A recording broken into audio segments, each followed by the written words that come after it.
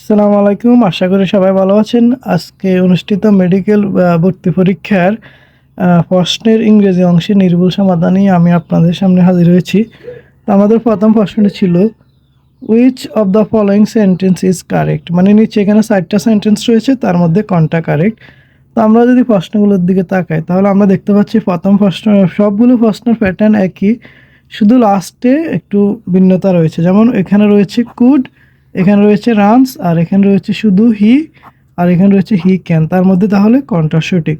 তো আমাদেরকে প্রথম প্রশ্নতে এতে যেহেতু বলা হয়েছে can you run as fast as he could, তাহলে এখানে বলছে ক্যান, এখানে বলছে কুড। এই অংশে প্রেজেন্টের কথা বলছে, এই অংশে ফাস্টের কথা বলছে, তাহলে এটা হচ্ছে ইনকারেক্ট অ্যান্সার। তারপর বলা হয়েছে can you run as fast as he runs, মানে তুমি কি can you run as fast as he runs, তুমি কি তার মতো দৌড়তে পারবে। এখানে যেটা বলছে এই সেন্টেন্সটা কিন্তু কারেক্ট, কিন্তু আমাদেরকে দেখতে হবে যে সেন্টেন্সগুলো কারেক্ট তার মধ্যে সবচেয়ে বেশি মানে মোস্ট কারেক্ট কোনটা, সেটা আমাদেরকে খুঁজে বের করতে হবে। তো এই সেন্টেন্সটা কারেক্ট। তারপর আমরা যদি দেখি পরের সেন্টেন্সটা can you run as fast as he, তো এখানে আমরা দেখতে পাচ্ছি যে can you run as fast as he, তুমি কি তার মতো দৌড়তে পারবে, এটাও কারেক্ট। তাহলে দুইটা কারেক্ট অ্যান্সার আমরা পেয়েছি। তারপর আমরা পরের প্রশ্নটা দেখি।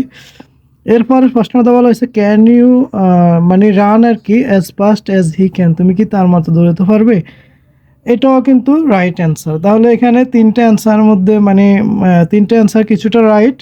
তো তার মধ্যে এখন আমরা কোনটা নেব।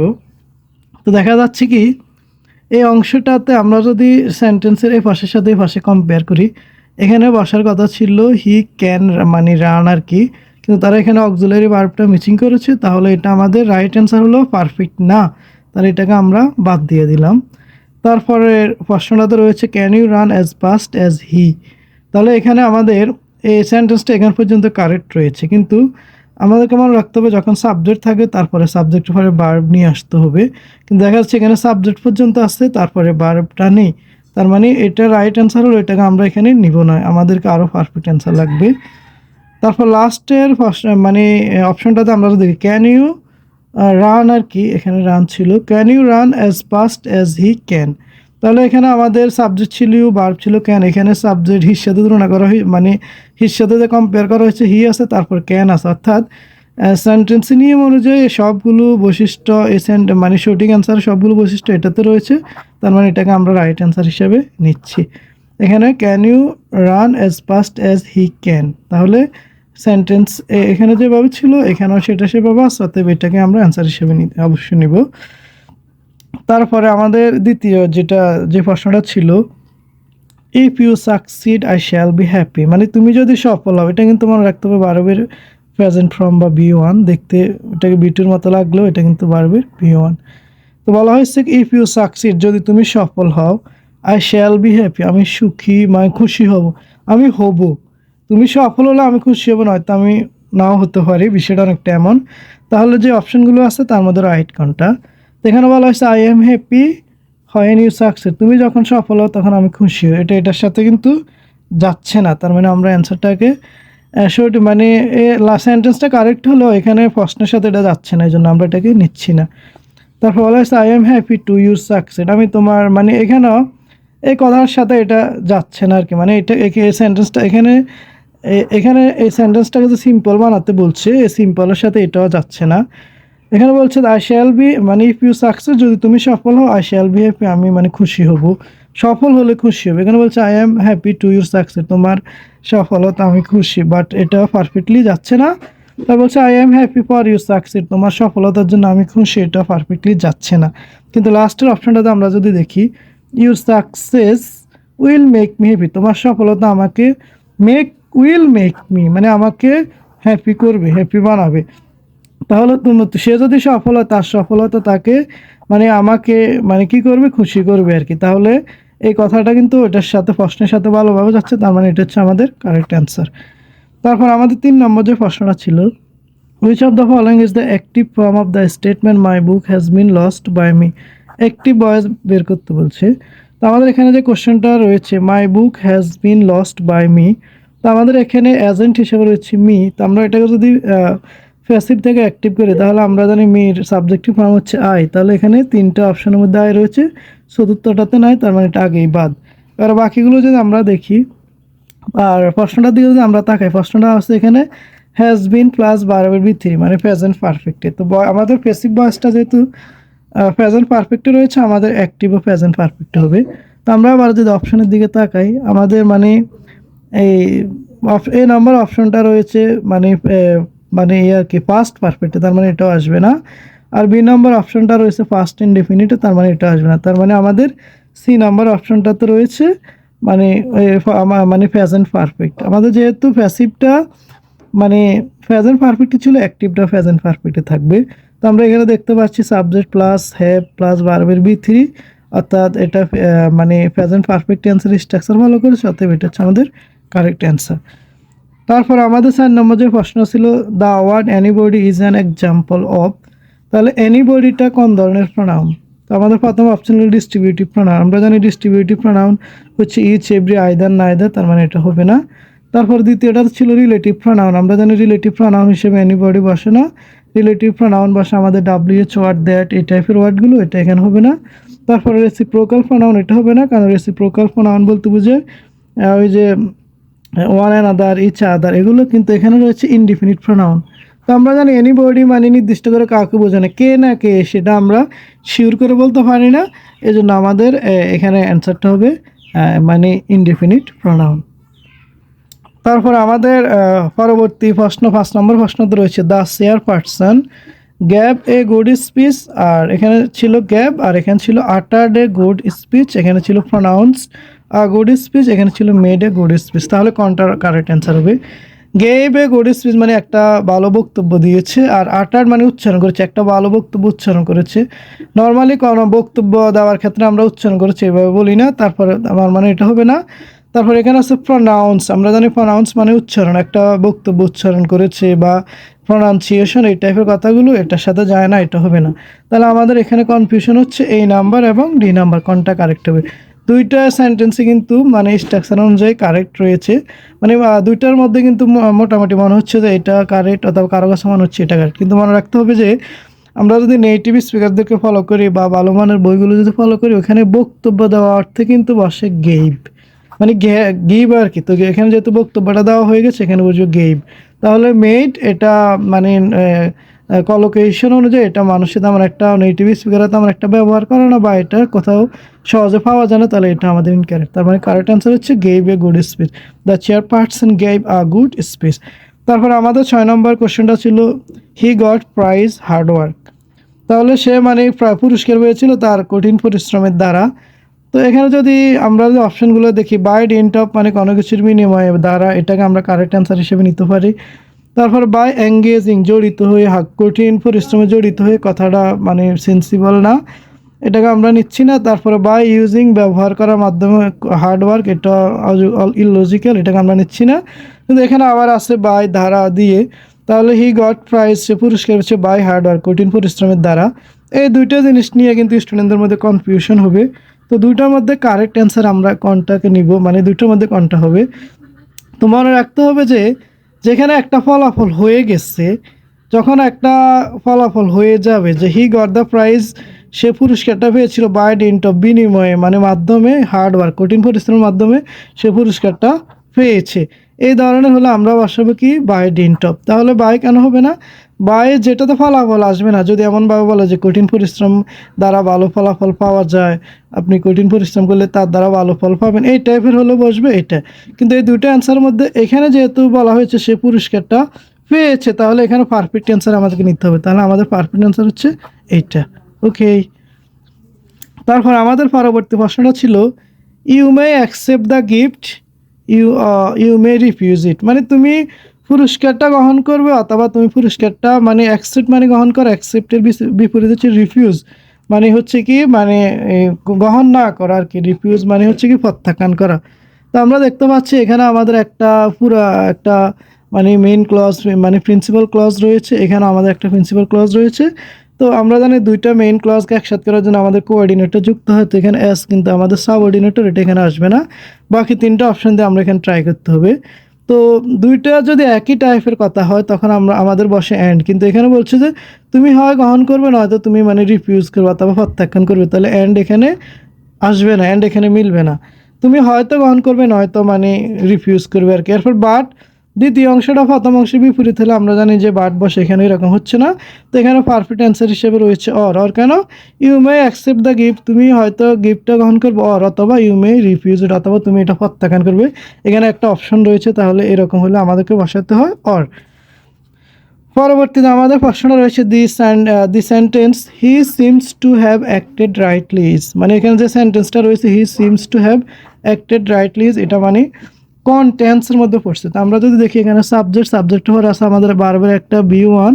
তো সাবজেক্ট প্লাস বি1 হলো আমাদের হয় প্রেজেন্ট ইনডেফিনিট বা প্রেজেন্ট সিম্পল, কিন্তু আমরা অপশনে দেখতে পাচ্ছি প্রেজেন্টের কোনো কথা নাই। এখানে আছে ফার্স্ট, এটা হবে না। এখানে আছে ফার্স্ট পারফেক্ট, এটা হবে না। এখানে আছে সিম্পল পাস্ট বা ফার্স্ট ইনডেফিনিট, এটা হবে না। কিন্তু চতুর্থ অপশন রয়েছে পারফেক্ট ইনফিনিটিভ। আমরা জানি যে টু প্লাস ভার্ব হলো এটাকে আমরা ইনফিনিটিভ বলি, আর হ্যাভের পরে এখানে আছে বি3, তার মানে এটাকে বলা হয় পারফেক্ট ইনফিনিটিভ। তার মানে অ্যান্সারটা হচ্ছে ডি নাম্বার, পারফেক্ট ইনফিনিটিভ। তারপর আমাদের 9 নম্বর অপশন রয়েছে দ্য টার্ম ব্রাভো ইজ, মানে ব্রাভো দ্বারা কি বোঝানো হয়? তো আমরা জানি যে যখন আমরা কোনো একটা খেলাধুলায় জয়লাভ করি বা কোনো মানে আমাদের পছন্দের কোনো দল যদি জয়লাভ করে, তখন আমরা মানে আবেগের বশত মানে আনন্দ প্রকাশ করার জন্য কিছু ওয়ার্ড উচ্চারণ করি, ইয়াহু, ওয়াও, ব্রাভো, এই টাইপের ওয়ার্ডগুলো উচ্চারণ করি। আর এই টাইপের ওয়ার্ডগুলোকে পার্টস অফ স্পিচে বলে কনজাংশন। অতএব এখানে রাইট অ্যান্সার হবে কি কনজাংশন। সরি, এখানে ব্রাভো হলে আমরা সেটা বলি ইন্টারজেকশন, তাহলে আমাদের এখানে রাইট অ্যান্সার হবে কি ইন্টারজেকশন। তাহলে এটা কনজাংশন কেন ভুল অ্যান্সার? কারণ কনজাংশন হচ্ছে কানেক্টর, এটা দুইটা ওয়ার্ড ফ্রেজ বা ক্লজের মধ্যে কানেকশন সৃষ্টি করে, তাহলে এটা এখানে হবে না। আর অ্যাডভার্ব অ্যাডজেক্টিভে মডিফাই করে, এখানে এই ধরনের কিছু বলা হয় নাই। আর প্রিপোজিশন হচ্ছে কি নাউন প্রোনাউনের আগে বসে সেন্টেন্স অন্যান্য অংশের সাথে কানেক্ট করে কানেকশন সৃষ্টি করে, এটা এই ধরনের কিছু এখানে হয় না। এখানে একটা ব্রাভো আনন্দ প্রকাশ করার মতো একটা ওয়ার্ড বসানো হয়েছে। তো আমরা জানি যে এই ধরনের ওয়ার্ড বসানো হলে সেটাকে আমরা ইন্টারজেকশন বলি, তাহলে আমাদের রাইট অ্যান্সার হচ্ছে বি।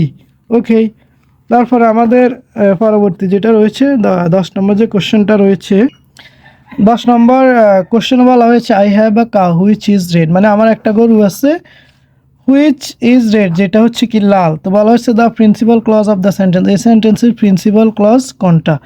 তো আমরা দেখতে পাচ্ছি যে এখানে প্রথম বলা হয়েছে আই হ্যাভ আ কাউ, আমার একটা গরু আছে।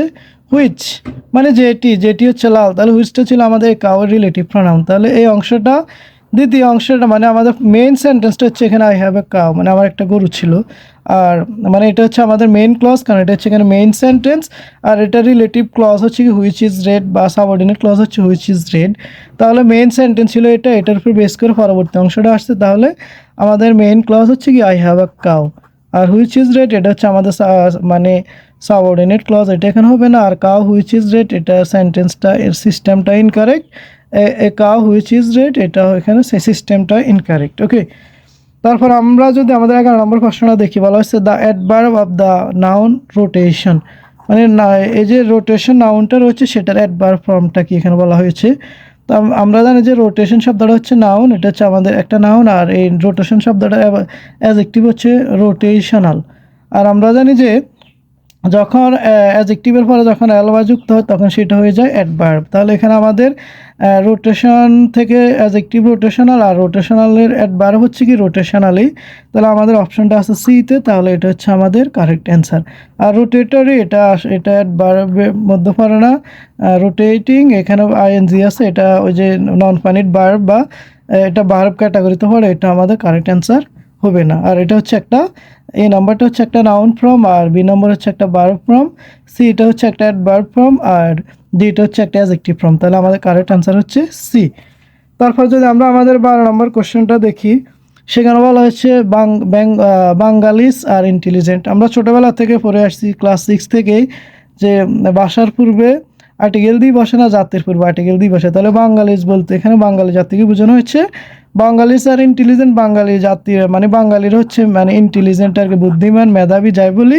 তাহলে এখানে জাতির পূর্বে দিয়ে বসে, তার মানে আমাদের এখানে আমরা এখানে দিয়ে বসাবো। আর বাকি অ্যান্সারগুলো মানে কোনোটা কাছাকাছি রাইট অ্যান্সার থাকলেও আমাদের এখানে পারফেক্ট অ্যান্সার যেহেতু আমরা পেয়ে গেছি, তাহলে আমাদেরকে আর এগুলো বসাতে হবে না। তারপর আমাদের 13 নম্বর কোশ্চেনটাতে রয়েছে হি when the teacher enter the room, যখন শিক্ষক রুমে প্রবেশ করেছিল তখন সে কী করছিল? তাহলে এটা হি ওয়াজ স্টাডিং, সে পড়াশোনা করছিল। তো আমরা জানি যে আমরা বিভিন্ন বইতে পড়ি যে সেন্টেন্সে একটা অংশ যদি ফার্স্ট ইনডিফিনিট আর একটা ফার্স্ট পারফেক্ট হয়, আসলে এটা সবসময় সত্য না। এখানে যদি ওই যে যদি একটা ফার্স্ট ইনডিফিনিটের কাহিনী আর একটা ফার্স্ট পারফেক্টের কাহিনী থাকতো, তাহলে এখানে হয়নের জায়গায় থাকতো মানে বিফোর থাকতো অথবা আফটার থাকতো, এই ধরনের কাহিনী থাকতো। কিন্তু যখন হয়েন থাকবে তখন আমরা মনে করবো কি ফার্স্ট ইনডিফিনিটের সাথে এখানে আর একটা চলমান মানে ফার্স্ট কন্টিনিউয়াস বুঝাবে, কিছু একটা হচ্ছে এরকম বুঝাবে। তাহলে এখানে হবে কি he was studying when the teacher enter the room. তাহলে আমাদের এখানে পারফেক্ট অ্যান্সার হচ্ছে সি। এ নাম্বার হবে না, এটা একটা ফিউচার টেন্স। আর বি নাম্বার হবে না, যদি এখানে ওই যে আফটার আফটার বা বিফোর এগুলো যখন থাকে তখন একটা অ্যাকশনের মধ্যে থাকে ইনডিফিনিট আর একটা তো পারফেক্ট, এটা হবে না। আর এখানে যেটা আছে এটা হচ্ছে প্রেজেন্ট পারফেক্ট, এটা এখানে আসবে না। তাহলে কারেক্ট অ্যান্সার হচ্ছে সি। তারপর আমাদের 14 নম্বর কোশ্চেনটাতে রয়েছে the word artisan means. Artisan বলতে কি বোঝায়? তো এটা মূলত কারুশিল্পের সাথে যারা জড়িত, মানে এই যে ক্রাফটের সাথে যারা জড়িত, তো ক্রাফট শিল্পী যারা আছে ওদেরকে বলা হয় কি আর্টিশিয়ান। তাহলে ক্রাফট পার্সন হবে এখানে। ক্রাফট পার্সনের মানে ক্রাফট পার্সন আর একটা সিনোনিম কি আর্টিশিয়ান। ওকে। আর আর্টিস্ট এটা ওই যে এটা আর্টিস্ট যারা আর্ট করে তাদেরকে বলে। তবে এখানে এই যে কারুশিল্পের কথা বলা হচ্ছে এটা এখানে হবে না। আর প্রডিউসার মানে যিনি ওই যে কোনো কিছু মানে প্রডিউসার প্রযোজক যারা আর কি বিভিন্ন ছবি নাটক টাটক তৈরি করে তাদেরকে বলে প্রডিউসার, এটা এখানে আসবে না। আর এ ক্রাফট না, এখানে যেহেতু আর্টিশিয়ান এক ব্যক্তির কথা বলছে এখানেও ক্রাফট পার্সন হবে, শুধু এ ক্রাফট অ্যান্সার হবে না। তারপর আমাদের সর্বশেষ 15 নম্বর প্রশ্নটিতে বলা হয়েছে passive form of the statement you have to admit this, অর্থাৎ এই সেন্টেন্সটি প্যাসিভ ফর্ম কী হবে? তো আমরা দেখতে পাচ্ছি you have to admit this, তোমাকে এটা স্বীকার করতে হবে বা তোমাকে মানে বিষয়টা মনে রাখতে হবে, এই টাইপের কিছু আর কি। তো এখানে আমাদের অবজেক্ট হিসেবে রয়েছে দিস। তাহলে দিসটা যেহেতু আমাদের অবজেক্ট হিসেবে রয়েছে, আমরা এটাকে প্যাসিভ করার সময় এটা সাবজেক্টের পজিশনে আসবে। তাহলে আমাদের 1 নম্বর অপশনে কিন্তু এখানে সাবজেক্টের পজিশন রয়েছে একটা ওয়ার্ড ইউ, তাহলে এটা এখানে আমাদের অ্যান্সার হবে না। তারপর আমরা যদি বি সি ডির দিকে তাকাই তাহলে এখানেও দিস, এখানেও দিস, এখানেও দিস রয়েছে, তার মধ্যে আমাদের কারেক্ট অ্যান্সার কোনটা? তাহলে আমরা যদি সেকেন্ড অপশনের দিকে দেখি তাহলে এখানে বলা হয়েছে this has to be admitted by you. তাহলে এখানে হ্যাভ টু যেটা রয়েছে প্রশ্নতে, you have to admit this, তোমাকে বিষয়টা স্বীকার করতে হবে। হ্যাভ টু কিন্তু এখানে মডাল অক্সিলারি ভার্বের মতো একটা সেন্স দিচ্ছে আর কি, মানে এটা মডাল অক্সিলারি ভার্বের মতো এখানে কাজ করতে আছে। তো আমরা এটাকে প্যাসিভ করলেও আমাদের কিন্তু এখানে হ্যাভ টু বা হ্যাজ টু বসাতে হবে। তো এখানে আমরা দিসটাকে যদি আমরা এখানে আবার মানে আমাদের অ্যাক্টিভকে প্যাসিভ করার সময় যদি এটাকে সাবজেক্ট মানে তাহলে সাবজেক্ট মানে আমাদেরকে হ্যাভ টু বা হ্যাজ টু বসাতে হবে। তো আমরা জানি দিস হচ্ছে কি third person singular, third person singular হলে ভার্বের সাথে অ্যাজ বা ইয়েস হয়। আর হ্যাভ হ্যাজের ক্ষেত্রে হ্যাজের সাথে যেহেতু এস আছে তাহলে মানে হ্যাজ হয় আর কি। তো এখানে দিস যেহেতু থার্ড পার্সন সিঙ্গুলার তার সাথে এখানে হবে হ্যাজ, তাহলে this has to be admitted by you. আপাতত দৃষ্টিতে আমাদের কাছে মনে হচ্ছে এটাই রাইট অ্যান্সার। তো আমরা এটাকে মার্ক করলাম। আমরা পরবর্তী অপশনগুলো দেখি। তারপর আমাদের 3 নম্বর অপশনে বলা হয়েছে দিস হ্যাড টু। তাহলে হ্যাড টু এটা ফার্স্ট টেন্সের সেন্স দিচ্ছে, এটা এখানে হবে না, তাহলে এটাকে আমরা বাদ দিলাম। তারপর আমাদের লাস্ট অপশনে বলা হয়েছে দিস ইজ টু। তাহলে এখানে চলে আসছে ইজ, কিন্তু আমাদেরকে মনে রাখতে হবে হ্যাভ টু, আমাদের প্রশ্নতে ছিল হ্যাভ টু, এটা মডাল অক্সিলারি ভার্বের সেন্স যেহেতু দিচ্ছে আমাদের অ্যান্সারের মধ্যে মডাল অক্সিলারি ভার্বের সেন্স বা ভাইবটা আসতে হবে, যেটা সিতে আসছে, বি নাম্বারে আসছে। তো এই জন্য আমাদের বি নাম্বারটাকে আমরা কারেক্ট অ্যান্সার হিসেবে নিয়েছি, ডিকেও আমরা কারেক্ট অ্যান্সার হিসেবে নিতে পারবো না, তাহলে এটা হচ্ছে আমাদের ভুল অ্যান্সার। অতএব আমাদের রাইট অ্যান্সার হচ্ছে বি। তো আজকে এখান পর্যন্তই, সবাইকে অসংখ্য ধন্যবাদ।